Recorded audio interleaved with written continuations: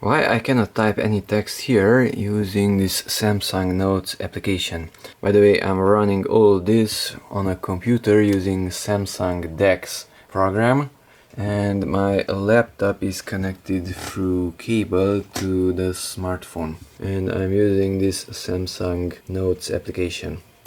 So why I cannot type any text here? It's because this book is activated, which is reading mode. So uncheck that book, the toolbar suddenly appears and the cursor is present, and thus you can type anything. So when the book is checked, you notice it's also gray, then you cannot type anything.